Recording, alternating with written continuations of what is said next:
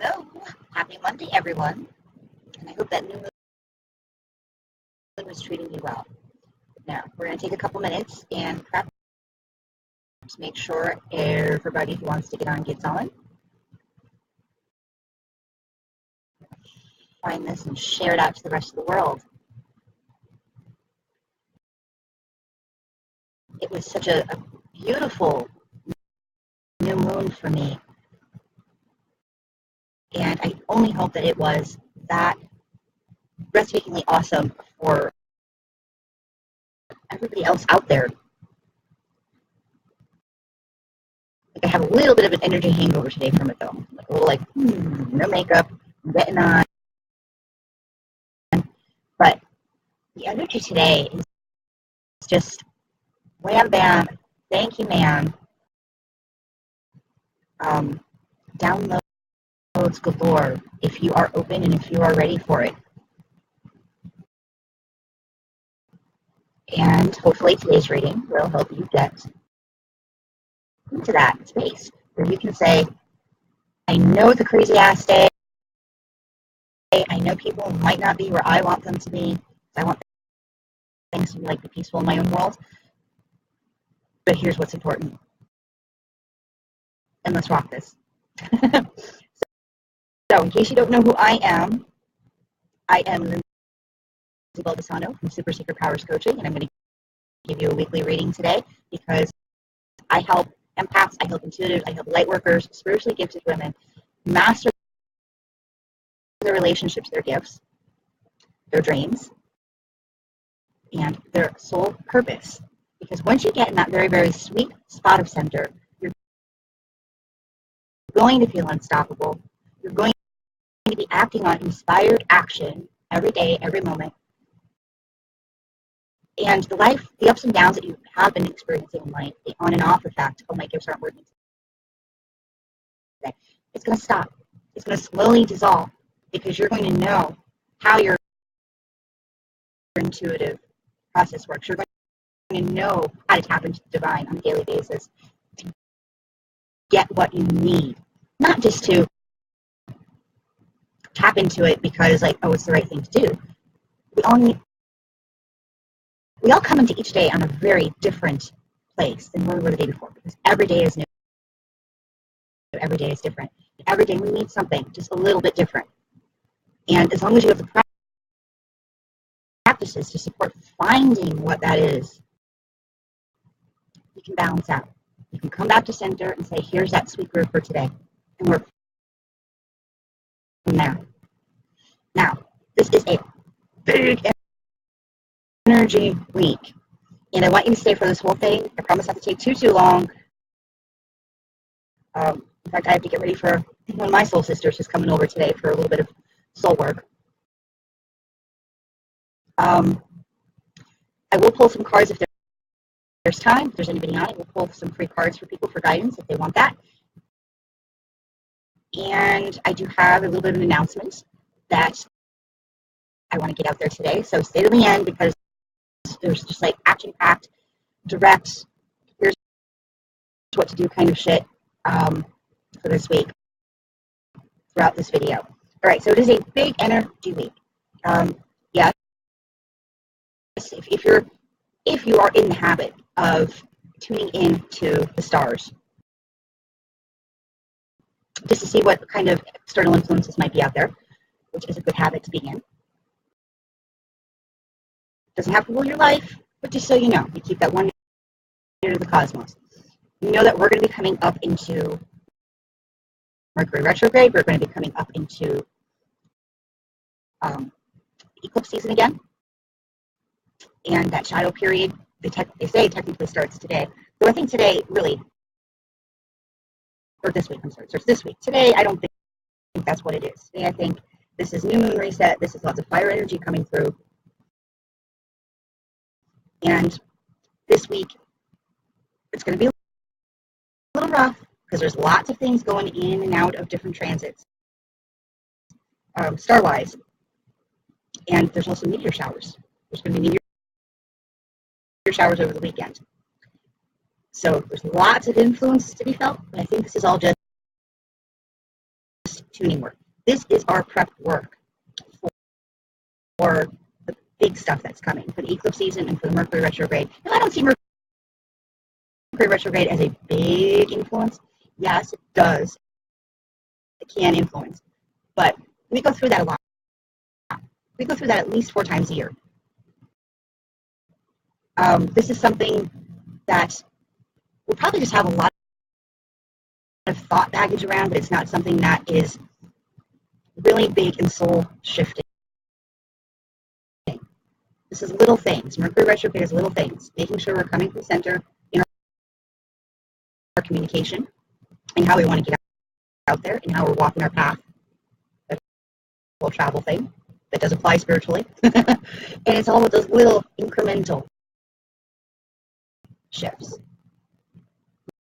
Now, that coupled with an eclipse, things can get hairy real fast, but it's not something we need to be afraid of. It really isn't. We are about to start a brand new, not brand new, but we're going to start an adventure soon. Starting this week, next 2 months, it's going to be a new adventure. Now, I know this card looks a little ominous. This is the Mountain card from the Enchanted Map deck. Now, he looks a little ominous out there, but I guarantee you that's not what this is about.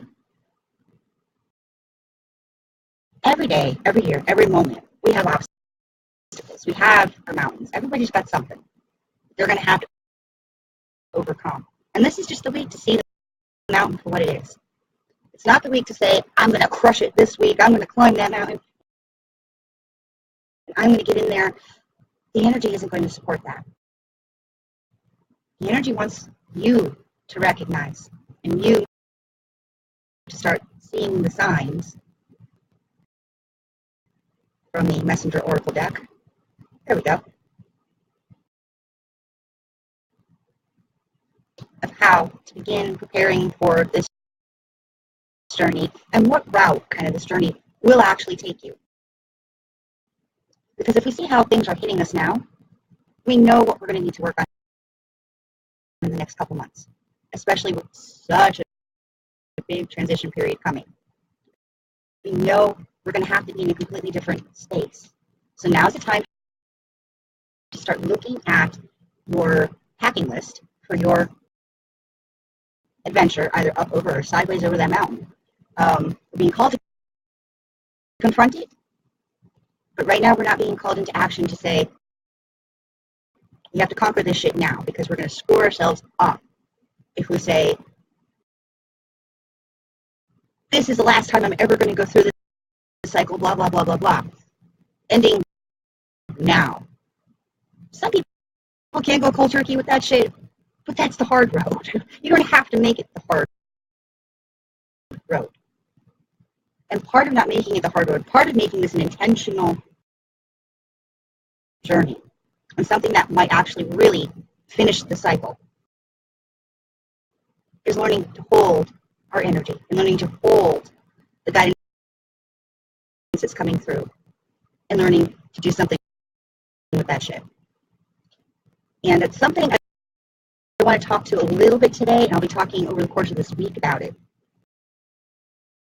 Now, I have a very different view on what grounding is. A lot of people think grounding is simply dipping your feet into the earth, going for a walk, taking a bath with some Epsom salts, and releasing the energy, letting excess energy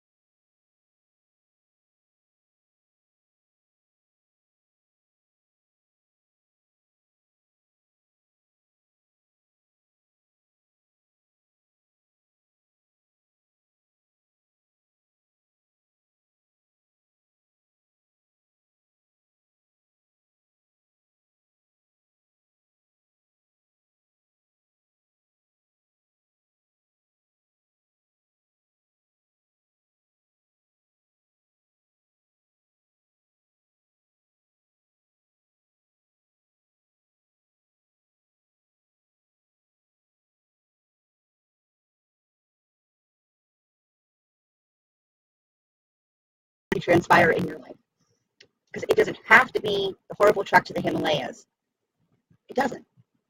And if we have enough rocket fuel, and if we know what to do with that rocket fuel of our emotions and our guidance and all that high vibe energy, we're going to have true aim, and we're going to have the passion ignited within us to say, boom, yeah, this is what I'm here to do. Let's get this shit done. So for me, grounding isn't really about getting rid of that, because it's just going to have to cycle back in one way, shape, or form anyway. It's about learning to expand our sense of self and our sense of mission to get out there. To get out there with that mission. Because the minute you say, oh, nope, can't deal with that, and you push it away and you ground it down into earth, it's like you're giving the universe a stop sign to say, I'm not ready for this dream yet. I'm not ready to take this mission on yet. The alternative, the thing that's going to get us through, is having a practice to learn how to hold that energy and what that might mean about how to walk our path that particular day, and lots of self-care. I'm certainly not saying don't go for walks outside or don't go take a relaxing bath. It's just that I don't see relaxation as a reason to ground it out in the sense that we're pushing it away. I see relaxation more as in, have this thing, it's been stressing me out. Let's loosen the reins a little bit and see what soul has to say about this. Getting your mind a little more open, getting your energy a little bit more open, so you can find some more flow around that might make it a hell of a lot more comfortable to carry. Because clenching up, and holy fuck, what was that?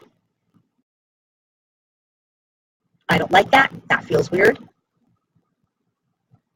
Is not going to get us where we need to go. We need to take these sacred messages and love them into being. And that is what grounding is for me.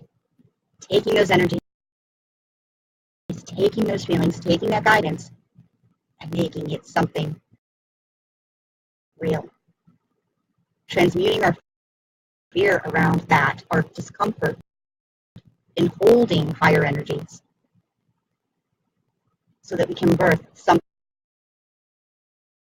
bigger than ourselves, something sacred, something beautiful. Isn't that what Mother Earth does? Me, Goddess Guidance Oracle deck. We're called upon to help with environmentalism. But especially this week, I'm taking the environmentalism to mean like the environment of your world. How are you taking care of that shit, and where are you getting the fuel for it? Where are you going to get the fuel to conquer that mountain? Mother Earth doesn't give her energy away. She just turns it into something else. Right. And lastly, there's some extra guidance here.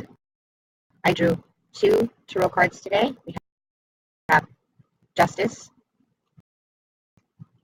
and we have the 9 of Swords.